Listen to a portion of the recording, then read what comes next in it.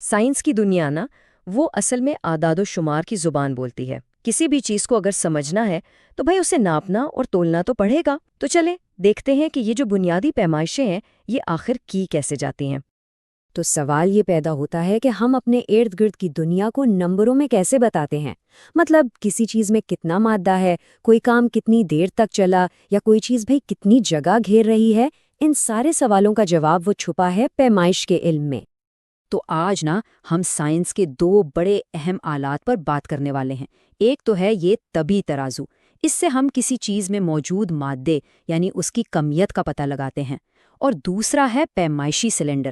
یہ ہمیں بتاتا ہے کہ کوئی مائع جیسے پانی کتنی جگہ گھیر رہا ہے، یعنی اس کا حجم کیا ہے۔ اچھا جی، تو سب سے پہلے بات کرتے ہیں کمیت کی۔ یہ ایک طرح سے توازن کا کھیل ہے، اور ایک بہت بڑی غلط فہمی ہے۔ اکثر لوگ کمیت اور وزن کو ایک ہی چیز سمجھ لیتے ہیں، لیکن سائنس کی نظر سے دیکھیں تو ان دونوں میں زمین آسمان کا فرق ہے۔ تو بھائی یہ فرق سمجھنا بہت ضروری ہے۔ دیکھیں، کمیت یعنی ماس بھی کہتے ہیں، وہ اصل میں کسی چیز کے اندر موجود مادے کی مقدار ہے، ٹھیک ہے؟ جبکہ وزن یعنی ویٹ وہ کشش ثقل کی قوت ہے، وہ کھینچ ہے جو زمین اس چیز پر ڈال رہی ہے۔ اس کی سب سے اچھی مثال چاند کی ہے۔ جب کوئی چاند پر جاتا ہے تو اس کا وزن کم ہو جاتا ہے۔ کیوں؟ کیونکہ وہاں کشش کم ہے، لیکن اس کی کمیت وہ بالکل ویسی ہی رہتی ہے، کیونکہ اس کے اندر کا مادہ تو نہیں بدلا نا۔ لیبز میں جب بالکل ٹھیک کمیت معلوم کرنی ہو تو یہ طبی ترازو استعمال ہوتا ہے۔ اس کا اصول بڑا سیدھا سا ہے، لیور والا۔ ایک پلڑے میں وہ چیز رکھتے ہیں جس کی کمیت معلوم کرنی ہے، اور دوسرے میں رکھے جاتے ہیں معلوم وزن کے باٹ، اور پھر بس توازن قائم کرنا ہوتا ہے۔ اچھا، اب اس ترازو کو استعمال کرنے کا بھی ایک خاص طریقہ ہے۔ یہ بہت احتیاط کا کام ہے۔ سب سے پہلے تو اس کے نیچے لگے اسکرو سے اسے بالکل سیدھا یعنی لیول کیا جاتا ہے۔ پھر ایک نوب گھما کر پلڑوں کو ہلنے کے لیے آزاد کرتے ہیں۔ ایک طرف اپنی چیز رکھی اور دوسری طرف ویٹ باکس سے بانٹ رکھنا شروع کر دیے، ایک ایک کر کے، جب تک کہ دونوں پلڑے بالکل برابر نہ ہو جائیں اور وہ سوئی ٹھیک بیچ میں یعنی 0 پر آ کر رک جائے۔ بس ان سارے باٹوں کا جو ٹوٹل وزن ہے وہی اس چیز کی اصلی کمیت ہے۔ چلیں جی، کمیت کی بات تو ہو گئی، اب آتے ہیں وقت پر، اور خاص طور پر اس وقت پر جب ہمیں لمحوں کو بالکل ٹھیک قید کرنا ہو، یا کسی کام کا دورانیہ بہت ہی زیادہ درستگی سے ناپنا ہو۔ ایسے میں عام گھڑیاں کام نہیں آتی، اس کے لیے خاص آلات کی ضرورت پڑتی ہے۔ تو وقت ناپنے کے لیے ہمارے پاس میکینیکل اور ڈیجیٹل دونوں طرح کی سٹاپ واچز ہوتی ہیں، اور یہ جو میکینیکل سے ڈیجیٹل تک کا سفر ہے یہ اصل میں انسان کی اس کوشش کی کہانی ہے کہ وقت کے چھوٹے سے چھوٹے حصے کو بھی زیادہ سے زیادہ ٹھیک طریقے سے کیسے ناپا جائے۔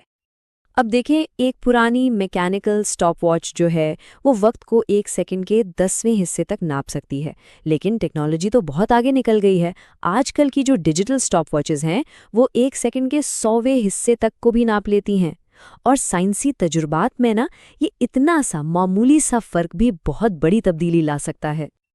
اچھا جی، اب باری ہے حجم یعنی والیوم کی۔ مائع چیزوں کو ناپنے کے لیے یہ جو پیمائشی سلنڈر ہے یہ بہت عام ہے، لیکن اسے ٹھیک سے پڑھنا ایک فن ہے۔ اس میں ذرا سی احتیاط کی ضرورت ہوتی ہے۔ سب سے پہلا اور سب سے ضروری اصول، ریڈنگ لینے کے لیے آنکھ بالکل مائع کی سطح کے سامنے ایک سیدھی لائن میں ہونی چاہیے۔ اگر کوئی اوپر سے جھانک کر دیکھے گا یا نیچے سے تو ریڈنگ غلط آئے گی۔ اسے کہتے ہیں پیرالیکس ایرر، اور اس سے بچنا بہت ضروری ہے۔ اچھا، کبھی غور کیا ہے کہ سلنڈر میں مائع کی سطح بالکل سیدھی فلیٹ نہیں ہوتی، اس میں ایک ہلکا سا خم، ایک کرو ہوتا ہے۔ یہ کیا چیز ہے بھلا، اور ایسا ہوتا کیوں ہے؟ تو جناب، اس خمدار سطح کا ایک خاص سائنسی نام ہے مینسکس، اور ٹھیک پیمائش کرنی ہے تو اسی مینسکس کو صحیح طریقے سے پڑھنا سب سے اہم ہے۔ اس کا اصول بہت ہی آسان ہے۔ پانی اور اس جیسے مائعات جو برتن کی دیواروں کے ساتھ چپکتے ہیں ان کی سطح نیچے کی طرف جھکی ہوتی ہے، تو ریڈنگ ہمیشہ اس جھکاؤ کے سب سے نچلے پوائنٹ سے لینی ہے۔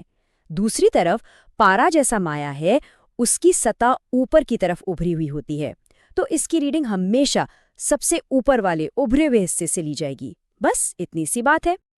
چلیں اب ایک مزے کے چیلنج کی طرف چلتے ہیں۔ مائع کا حجم ناپنا تو ٹھیک ہے، سمجھ آ گیا، لیکن اگر کوئی ایسی ٹھوس چیز ہو جس کی کوئی خاص شکل ہی نہ ہو، جیسے کوئی ٹیڑھا میڑھا پتھر، اس کا حجم کیسے معلوم کریں گے؟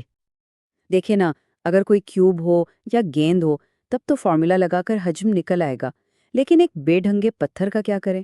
تو اس مسئلے کے حل کے لیے سائنسدان ایک بڑا زبردست طریقہ استعمال کرتے ہیں، اسے کہتے ہیں ڈسپلیسمنٹ میتھڈ، یعنی ہٹاؤ کا طریقہ۔ پہلا طریقہ تو بہت ہی سیدھا ہے۔ ایک پیمائشی سلنڈر میں تھوڑا پانی لیں اور اس کا لیول نوٹ کر لیں، ٹھیک ہے؟ اب بہت احتیاط سے وہ پتھر اس میں ڈال دیں۔ جیسے ہی پتھر اندر جائے گا وہ اپنے حجم کے برابر پانی کی جگہ لے گا اور پانی اوپر چڑھ جائے گا۔ بس پانی جتنا اوپر چڑھا ہے نا، وہی اس پتھر کا حجم ہے۔ اچھا، اب اگر کوئی چیز اتنی بڑی ہو کہ وہ سلنڈر میں آ ہی نہ سکے تو کیا کریں؟ اس کے لیے ایک خاص قسم کا برتن ہوتا ہے جسے اوور فلو کین کہتے ہیں۔ اسے بالکل کنارے تک پانی سے بھر دیتے ہیں، پھر جب اس میں وہ چیز ڈالی جاتی ہے تو ظاہر ہے وہ اپنے حجم کے برابر پانی باہر گرا دیتی ہے۔ بس اس باہر گرے ہوئے پانی کو ایک سلنڈر میں اکٹھا کر کے ناپ لیں، وہی اس چیز کا حجم ہوگا۔ ویسے یہ جان کر حیرت ہوگی کہ حجم ناپنے کا یہ مسئلہ کوئی نیا نہیں بلکہ صدیوں پرانا ہے۔ قدیم چین میں لوگ کیا کرتے تھے کہ اناج سے بھرے برتنوں کو بجاتے تھے اور اس سے جو آواز نکلتی تھی نا، اس سے اندازہ لگاتے تھے کہ اندر کتنا اناج ہے نا دلچسپ بات؟ یہی وہ بنیادی اور سادہ سے آلات اور طریقے ہیں جنہوں نے اصل میں جدید سائنس کے لیے دروازے کھولے۔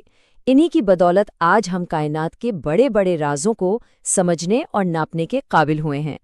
تو سوچنے کی بات یہ ہے کہ آنے والے وقت میں مستقبل کی دریافتیں ہمیں کن نئی اور اندیکھی چیزوں کو ناپنے پر مجبور کریں گی۔